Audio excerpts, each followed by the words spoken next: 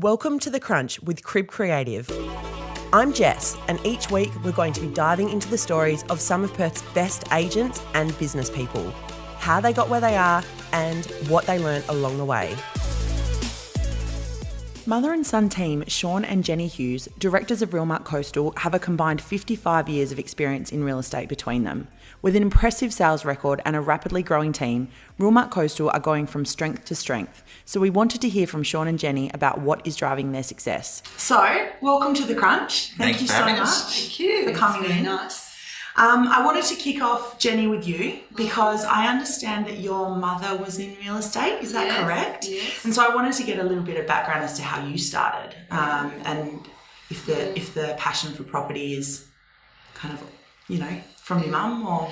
Yeah, well, I was a teacher originally, and then stopped to have children, and was a bit of a loss what to do after they all went to school.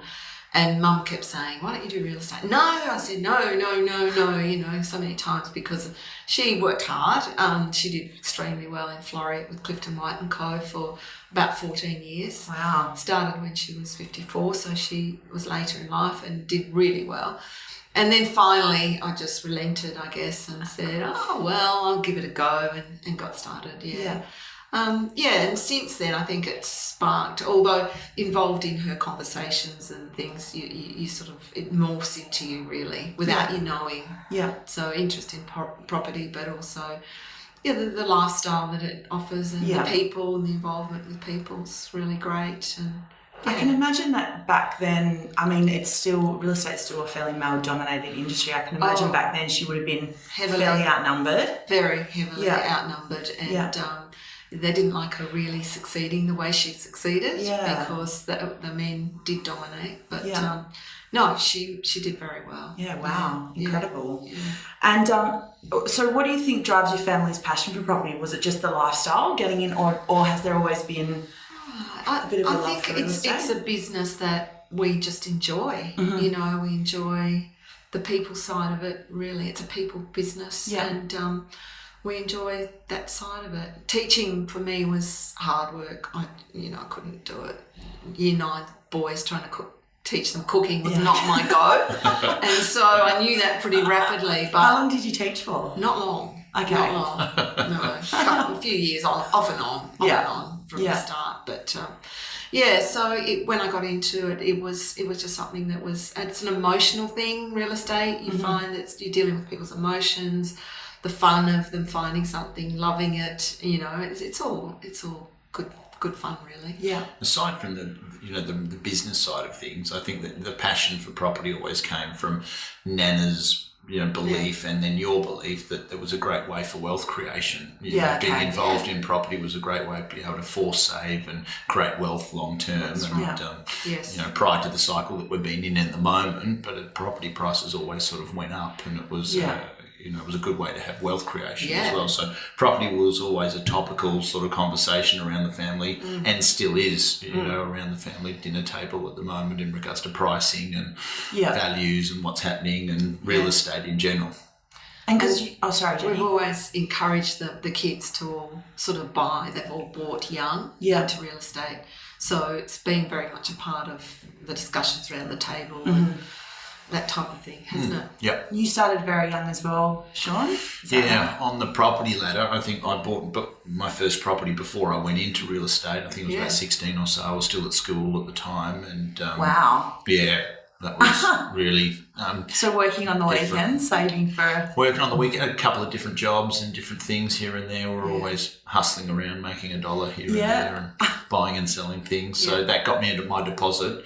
And I think my first house was about 120,000 or so. So it was much cheaper then, but that was a lot of money, 20-something odd years ago. Yeah, so for a 16-year-old. It was a bit easier though than it is now. It was easy to get finance as well at the time. So that sort of started me on my property journey. And then I went and did my licence as soon as I got out of school and as soon as I could get my licence. And that was nearly a couple of decades ago now. So then just worked with Mum and the rest is history. Yeah. Did you go straight into working with your mum? Yeah.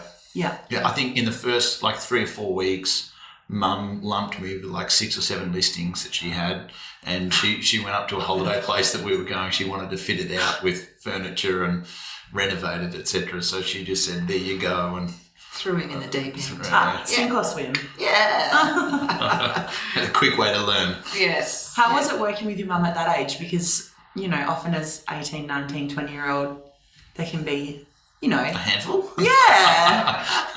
Mum was pretty tolerating, but also I think I definitely wouldn't have been able to do it on my own at that point. And you know, I think that the young guys that we see coming through the industry at the moment, including, you know, Oliver, who works for us, and other people inside the team, the ones who go the best are the ones who buddy up with someone or have an older person so they can learn off. Yeah. Some of them tend to want to go from A to Z really quickly rather than just going through that process.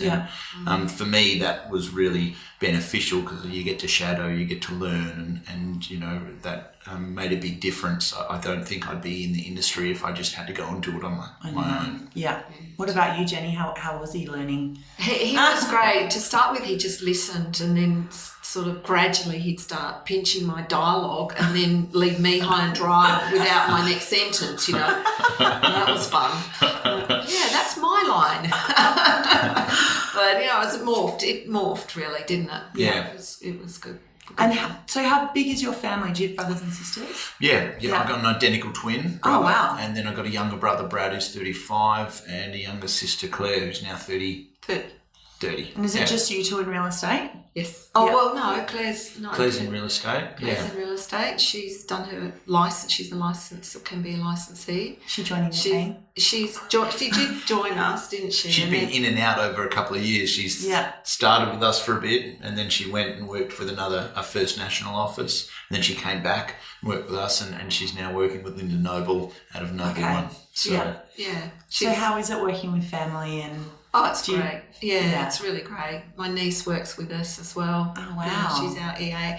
It's just great. They're all good. They get along well, and we all get along well, so it's nice. Yeah, we're lucky.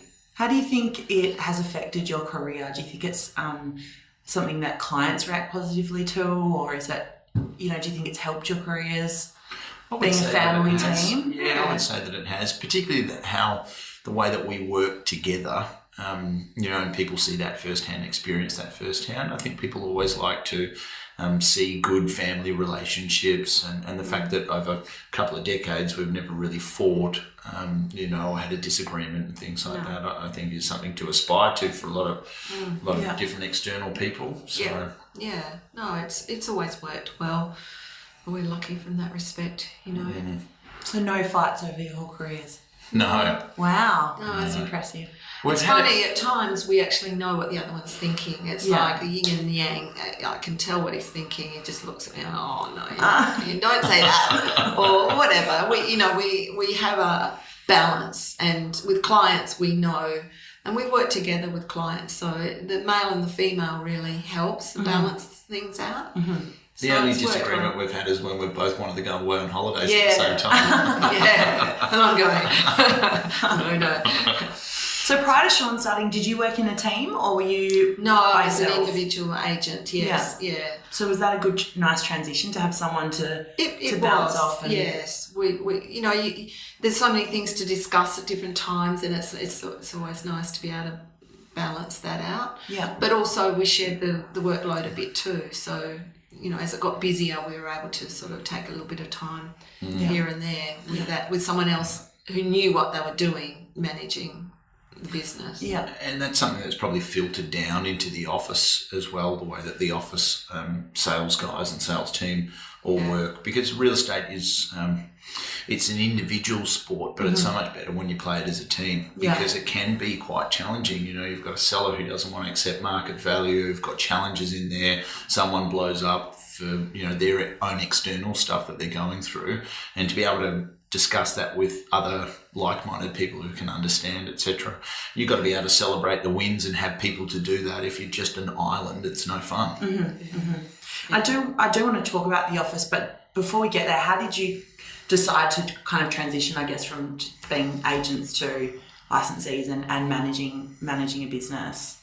What made you I think take that originally on? we just sort of fell into it, Yes. really. Yeah. And like Yes. most agents do, once they go really quite well for a long period of time, they start looking at, okay, well, what's the next stage and what's the next progression? And everyone's looking for more. And, someone sowed the seed that it would be a good thing for you to start up your own office.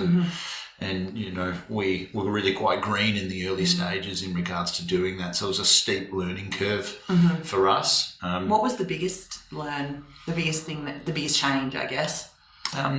Probably finding and allocating the time to actually work on the business as Yeah. opposed to being in the business. And you just run from appointment to appointment, that day-to-day grind about it, and then to step back and look at the business as a helicopter view and be able to work on that.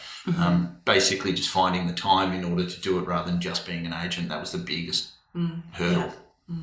How do you split the business roles, I guess, between you? Is there someone in charge of staff and someone in charge of the finances, or is it all in? We've got a really good general manager at the moment, Gail Yeah. Adams, who oversees a lot of that. We've got different people in different divisions that report to us. So there's the finance division and there's the property management division.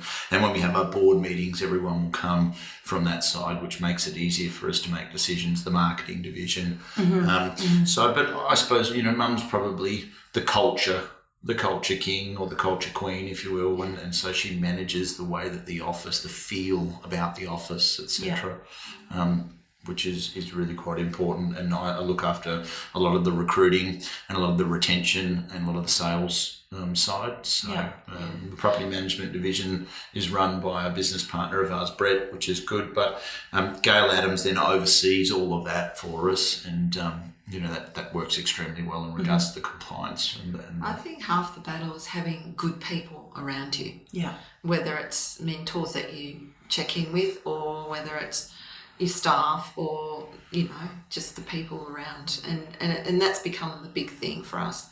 You have a good culture, you have a good environment, and then it's a lot easier to be in the business, isn't it? Than if you're putting out fires all the time and you're chasing accountants or people that aren't working with you. So that's been, I think, our main success, hasn't it? Really, it's just getting good people. Like that learning curve, you need to kiss a few frogs in order to get to your prince. Of and course, so it's we're pretty lucky now that we've got some good, as you say, key people around us. We had great business coaching over the last 7 years from Ross Hunter, and he's been instrumental in keeping the direction of the business going in the way that it is. So but then internal people and external people, like Mum says, with accountants and things like that, having a great team. And then the team that we've got there, I suppose, like attracts like in some capacity, and it's just sort of got a natural flow where people who aren't part of the culture slip off the plate, and other people who are gravitated towards it. And we've got a multitude of people in there, been over a decade with us, and that's probably testament of the culture, which Mum tends to like, which is great. We've got to go there every single day, so it's no point going to work with a whole heap of dickheads. Enjoy it, don't you? I must say, I do love going to your office. It's a beautiful place to be. Oh, thank you. We love it. We do. That's good. Yeah. I did want to ask you about your people, because you have been recruiting a lot lately. You've got some really good agents on board from other agencies. Yes. And so I guess I wanted to ask you about the culture and what it is that makes your office such an attractive place to work. Why these top performers are wanting to move across and work with your team. It's such a hard thing, culture culture would be the button for that, but it's such a hard thing to be able to quantify or change. In other companies that we've been exposed to, they go, okay, right, here's the brief, we want to have a really good culture. So how do you actually go about that? And it's probably not just one thing, it's a combination of lots of different things.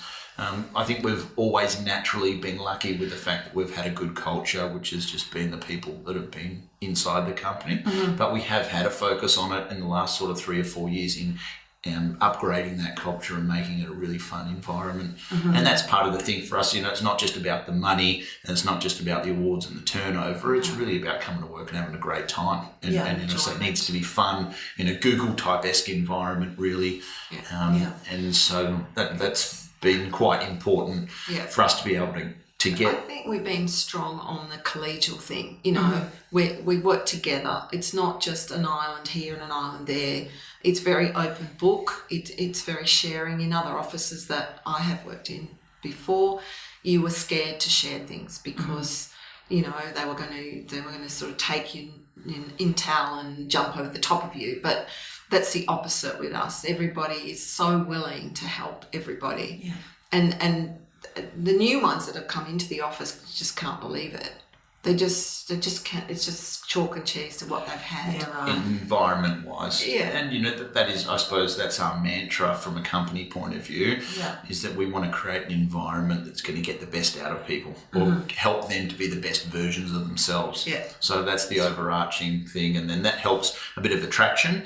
But aside from the attraction and people going, well, that's a great office and it's got top producers in it and it's really easy to work inside, I'm going to do more there. Aside from that, it's been an action-based thing, just like listing, whereby, you know, recruitment's a slow burn. You know, we just recently signed a top writer from another company, and I overheard someone saying, oh, how did Sean get that person in there? And he said, mate, Sean's been speaking to that guy for the last 8 years. Yeah. Like, that's how that happened. It didn't just happen now. Yeah. So it is a relationship thing, because you got to sort of pull the horse before the cart, and you've got to create that relationship with them long before they're inside that company. And I suppose that's the pipeline of lots of ongoing relationships that we've got out there at the moment. Sometimes it's a timing thing as well. You know, the timing needs to be right for all parties. So, yeah. How do you, obviously the market is a little softer at the moment than it has been. So is there, I do feel like you have recruited quite a lot lately. Yes. Has that been a strategy? Or is it because the market's soft, people are looking to maybe make a change now? I think it's a combination. Yeah. I think that, you know, when the market is soft, it makes people look more internally in regards to what they're not getting, the help and the assistance, etc. It's all, no one really moves when the market's flying because everyone's having a good time, etc. So they tend to look at their business and where they want to go in direction, and the numbers that they didn't do last year, a lot of it is around the numbers. It has been a long-term thing for us with the recruitment thing, but it has all sort of fallen into place as of a lot of the key people that we've put in. I think we've put in like $2.5 million of turnover in the last sort of 6 months or so, 7 months.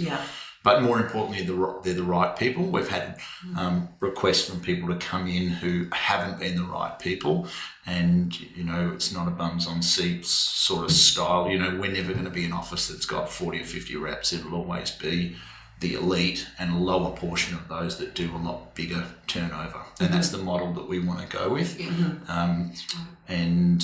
So we've been selective in that regard. So, but yeah, I think that people do, when the market is challenging, they do look for different options. And you know, my goal as a rep is, in order to get here, and who's gonna have that vehicle that's going to get me there in a quicker fashion with less stress and do easier business and make more money for me and my family moving forward. So I think that there's a change in WA in the marketplace at the moment in the way that people are selling real estate and actually what they want and the value on support. You know, systems and processes, great, not a problem, but the real support there, you know, to help them achieve, and a proven track record. Like, we've got great stories inside the business where such and such came into the business, you know, the Hardinghams, for instance. I think their best year that they've ever had has been 1.2 or 1.25 million in gross commission, and when they came to us, they did 120. Linda was a great story like that, and there's been lots of others. Even Greenhorn starts. You know, Shirley came to us from selling door-to-door printer sales and never had any real estate background, and then all of a sudden she's 500, 600 GCI. So I think the track record is what's really important. And I think that people look as well for longevity. If they're going to make a move, if they're a good producer, they want to know that the person who's steering the ship is going to be there in the next 10 or 15 or 20 years, and they've got some energy and longevity around that. And I suppose that's what we've got in the office is a whole group. Our average age is quite young. Haven't got a whole heap of older people who are in the twilight of their years, and people want to be around that energy and that vibe where they go into the office and they get a whole heap of imprinted great energy on them, and they leave the office to the next appointments all fired up with great, it's not just rah-rah, it's a general, imprinting of good energy, and that usually comes from young guys doing good things and young girls. We've got a really strong female base as well, and it's great to see that. You spoke before in regards to how Nana was in business and how it would have been challenging for her in a male-dominated industry. We've got a lot of females at the moment in the office, and it's great to see the strong, independent woman coming through and doing really well. Yeah.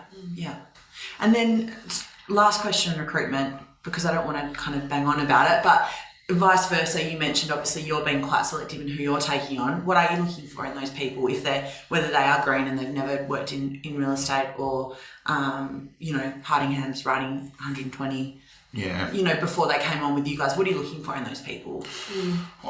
It's a lot of it comes down to attitude and culture. We pretty strong on working out whether they'll fit in with the rest of the team. Otherwise, you rock the boat and it's not worth rocking the boat. But it's attitude and willingness and wanting to really achieve themselves. Which is a hard thing to find out, because everyone interviews really well. Yeah, of course. And they always sometimes you reference check really well. Yeah, reference check, definitely. And the good thing about the industry is because we've been around so long, we know a lot of people inside it, and so it's pretty easy to pick up the phone and say, were these people good? Were they not? You hear things, etc. And there's always two sides to every story. Yeah. But it's getting harder for the greenhorns to get into real estate, because obviously the mandatory wage, etc. And even moving forward, it's going to be even tougher.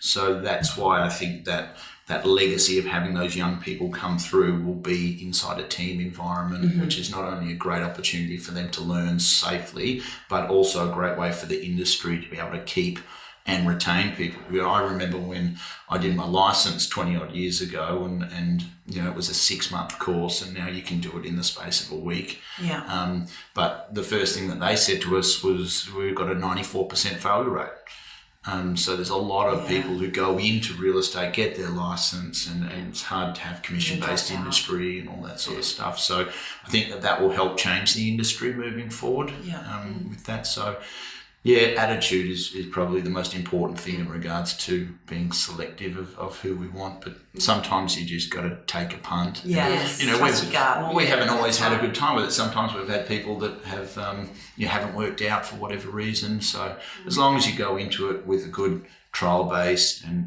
this is what we expect of you. And I think the hard thing for a lot of recruiters in the real estate industry is they're traditionally business owners, which have traditionally come from real estate agents as salespeople. So they do a really good job at selling the sizzle at the front end, and then what they promise isn't delivered later on, and that disheartens the agent. They don't get what they were told, and so it sort of sows that seed of doubt moving forward, and it just creates the wrong thing. So having great open discussions at the front end from not only the recruiter and the business point of view, but also from the person interviewing, then it makes it easy, and then you can just say, look, it either is working and we're going to continue, or it's not. We'll just part ways amicably. Yeah.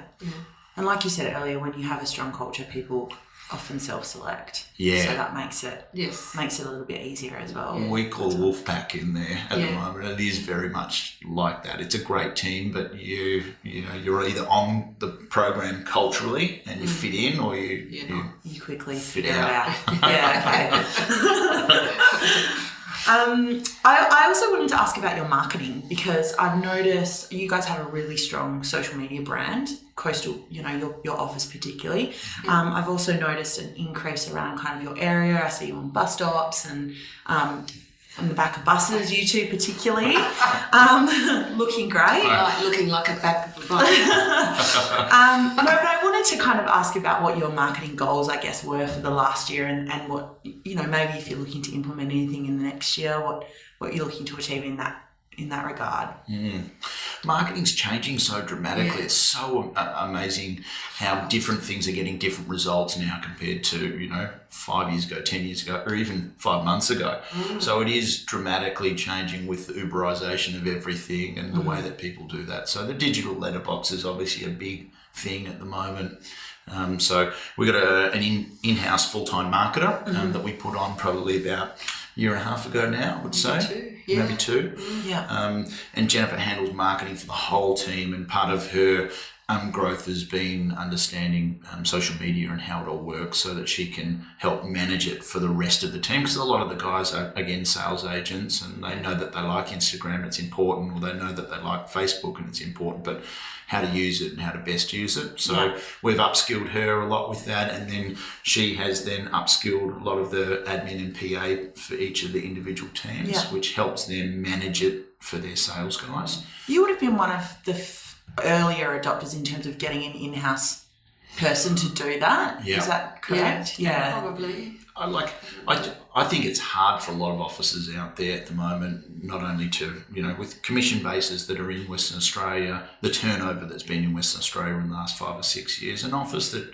does 2 million turnover is very hard to make profit off the back of that. And without profit, you can't go and do really good things. Like, it's all well and good to say, well, we want an in-house marketer. That's got to be paid for, and the business needs to make money in order to do that. So, we've always been really good about putting back to the sales guys with the view that we can help them and it'll be easier for them to make more. But we've been lucky we've had the budget to do it. The new office, you said you came and had a look at the office, that was a big cost for fit out.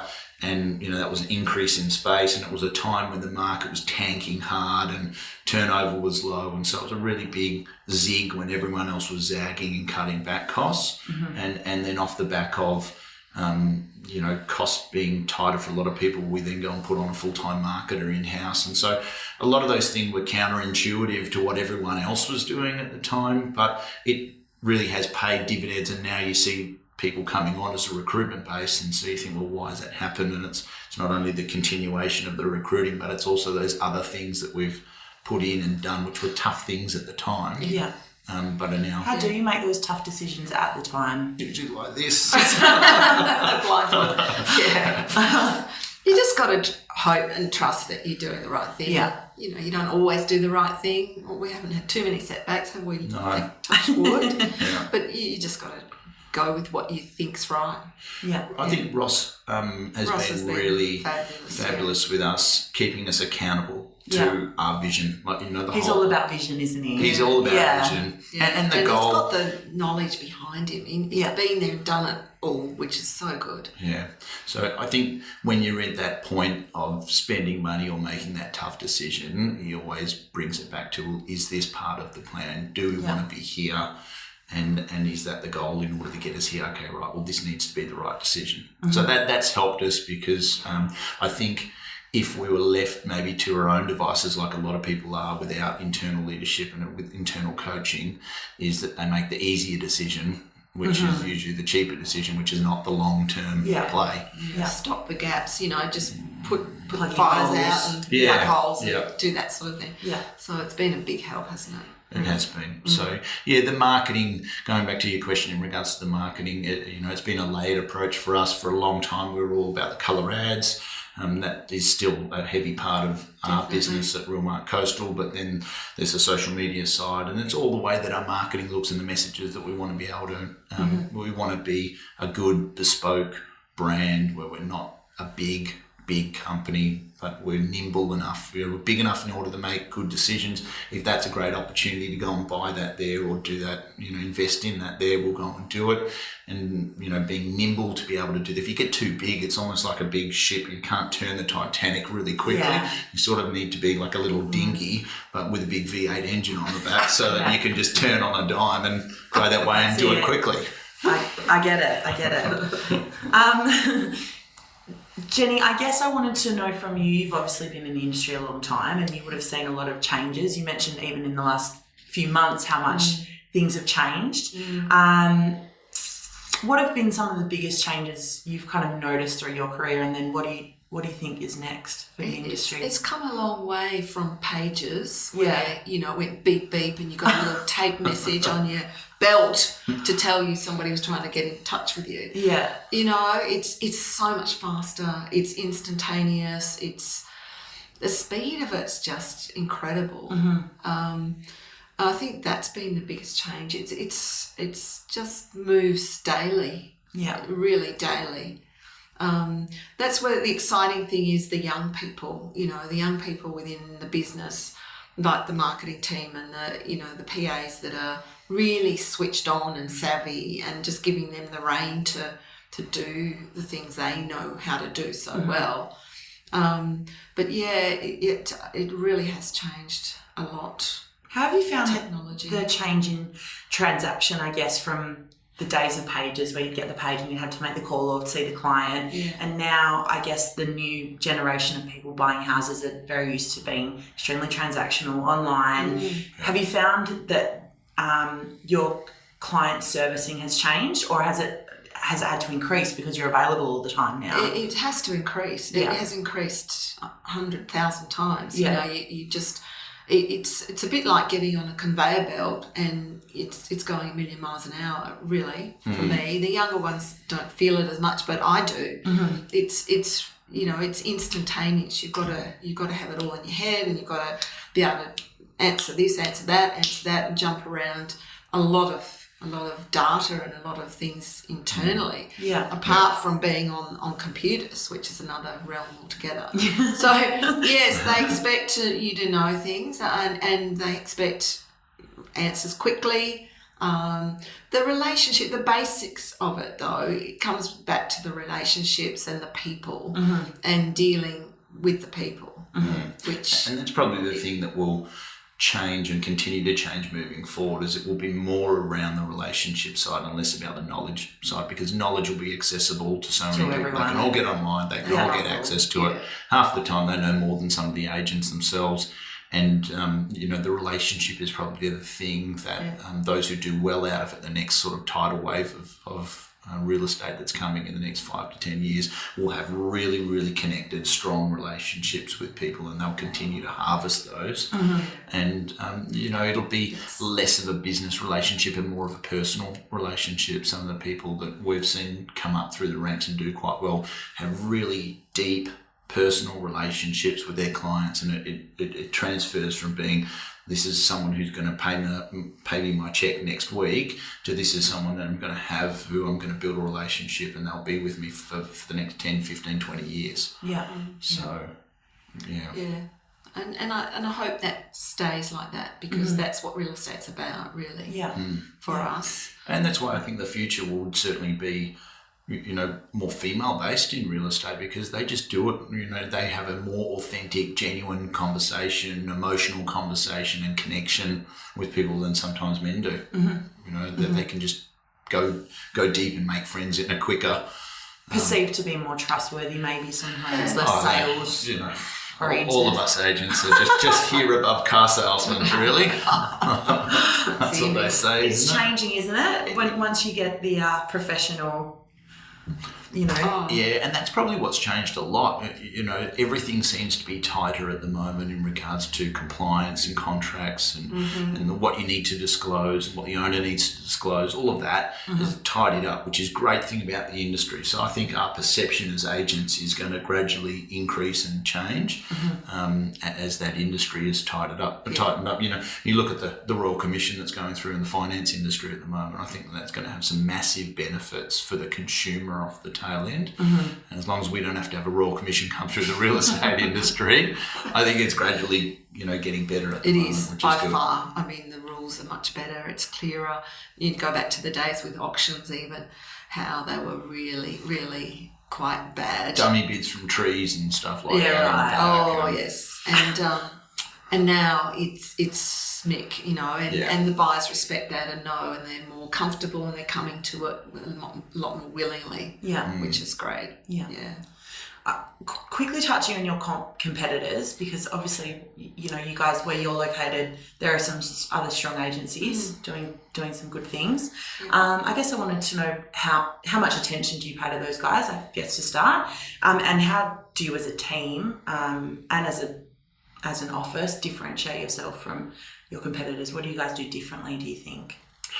Well, that's a tough one. Look, I think we've always got a bit of an eye on our competitors, but I would say it's only a peripheral sort of a glance. You know, definitely, you know, in the past, going back 5, 10 years ago, 20 years ago, I think a lot of agents' presentation that they did to owners was what the other agents wouldn't do.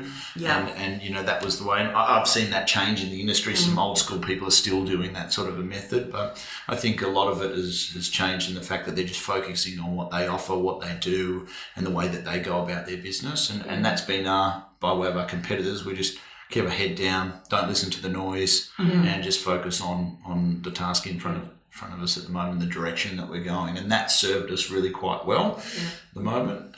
When there's too much time sort of worrying about what the others are doing. Yes. Well, there is so Get much on with noise it. these And days there's as enough- well. Yeah. There's enough for everybody. You just get on with it, you know. Yeah. Yeah. The point of difference thing is probably a hard one because, like, realistically, a lot of it is all the same. Everyone, from the consumer's point of view, they pitch and someone says, oh, yeah, I've got a better photographer, or we can do a video, or we can, I've got a database, etc. But the consumer just goes, well, everyone's got that. I'm going to be on realestate.com. I can have an ad if I want.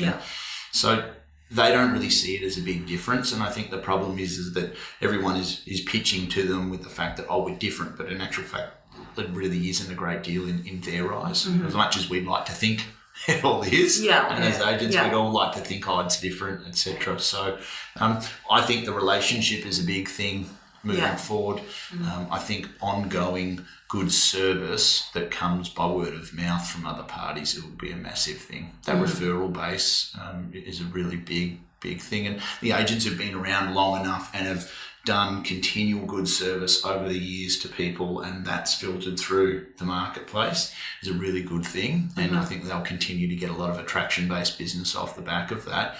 Conversely, those who are doing the wrong thing, and there is bad marbo going around in regards to that spreads pretty quickly as well. So the good thing is, over time, those will filter out to the top or to the bottom in some capacity. Yeah. It's trust and honesty. It comes back to basics, how you get on with people, how you understand, have empathy with people, all those sorts of things that are, the basics won't change really. Yeah.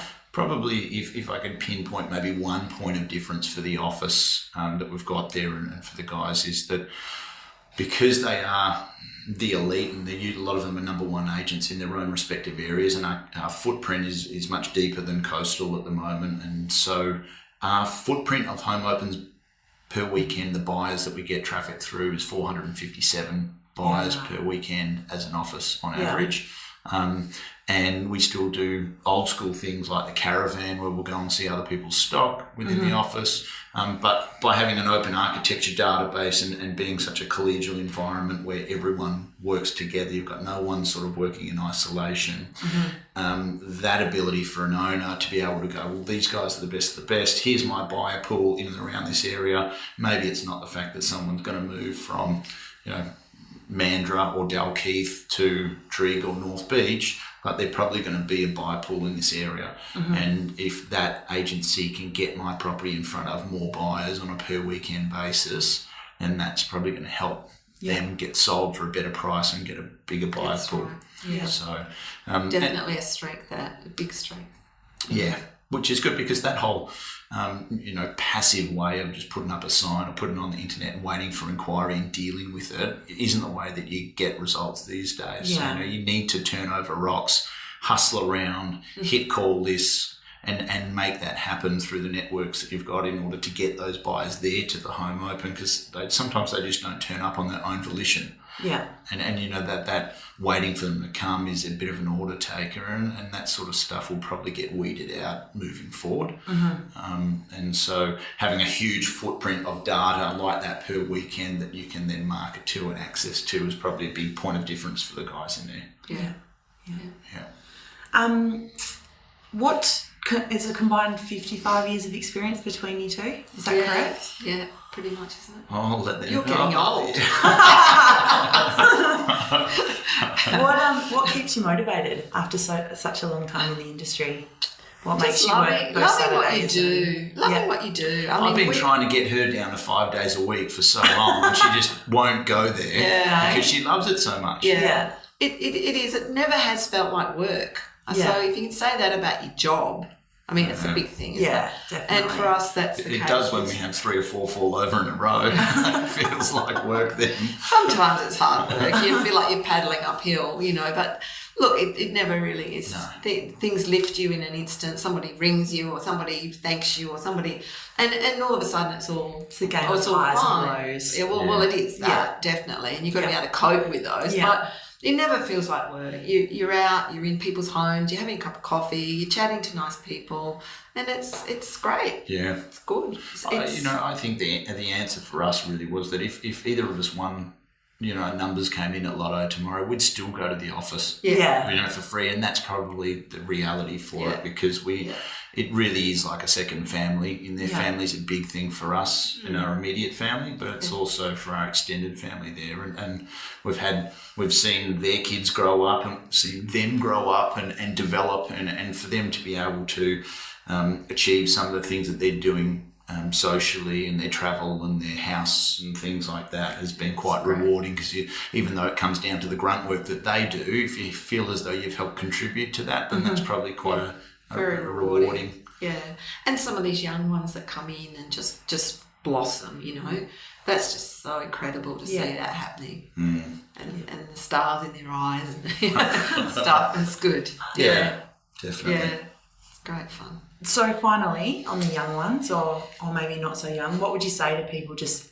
wanting to get started in the industry? I know Sean said before, tack onto a team or shadow someone. Is there any other advice that you would have for someone wanting to get started? Wow.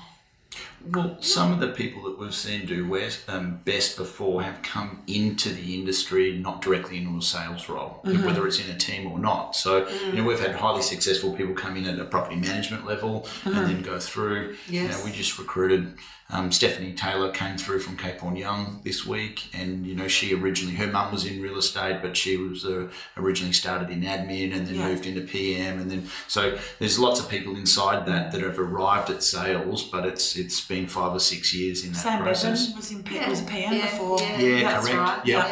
So I think being in and around it really helps. The big downside for young people coming in is they basically need funds in order to fund their lifestyle while they're not earning any money. So starting off at a base level where you're getting a wage in some capacity in whatever role it might be, PA, sales cadet, or it might be, PM or something like that. Really. It certainly helps, and then I think that transition moving into sales is a much smoother one at that time. Yeah. So financial backing, especially if you're going to step out into it yourself, holus bolus. Yeah. It's like opening a business. You're in your own business, and you really got to put money into it. And people don't see that side, I think, when they just think they're going to make the big money and off they'll go. It doesn't happen that quickly. Yeah. I know a lot of people, or I love real estate. I love houses. And you just think, okay, right. Good start. But it is, real estate is probably the thing that's changed a lot as of late, is that it is treated more like a business by business people. Even just as sales agent, they don't see themselves as much as a seller or a flogger of product, because you can buy a pair of shoes and have buyer's remorse because someone sold them to you, but you don't buy a $1 or $2 million property because they just sold it to you. You have to want it on some level. So I think the salesman side is moving out of the industry, and the business owner and acumen side is coming out of it. And if that business owner was to go and buy a business down the road in order to buy themselves a job, they might buy a Subway or something, and that's got $400,000 they've got fit out, and they've got leases and all those things. So you go into it with either a business loan or cash.